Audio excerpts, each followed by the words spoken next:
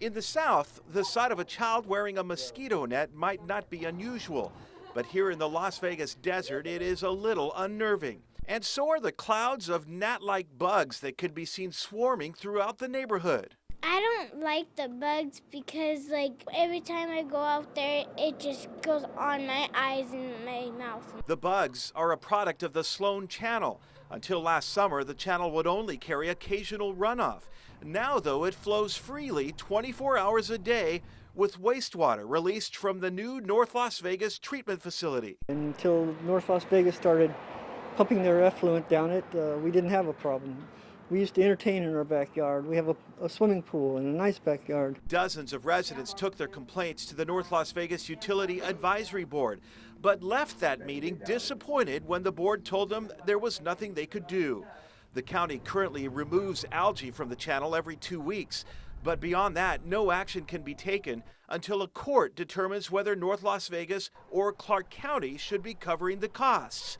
The insects, meantime, are reproducing at record numbers, creating a nuisance and, some fear, a health hazard. I can't garden or do the backyard. It's just growing over weeds, and I don't go out. The residents aren't even sure what bugs them the most, the actual flying creatures they can't seem to avoid, or the elected officials who, for the time being, aren't providing any solutions.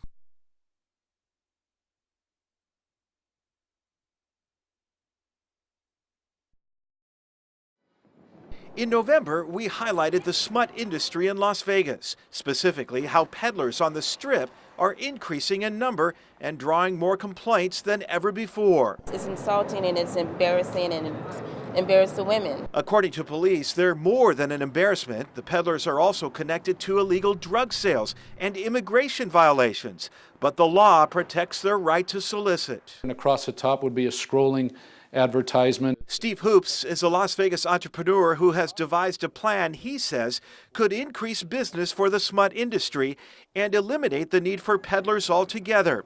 He calls it a smut hut. And if you wanted to go in there, you could. If you don't want to, you can just walk by it. A 40-foot tunnel complete with video walls, merchandising booths, perhaps even live girls, all the advertising you could ever ask for. The escort services and the adult entertainment businesses that are advertising down there, they would like to relieve themselves of the legal battles that constantly go on about First Amendment rights with the commission, with the hotel casinos, and this would be a nice way for everybody to just be able to get along. Steve believes the only way to rid the Strip of smut peddlers is to offer the owners of the companies a better option.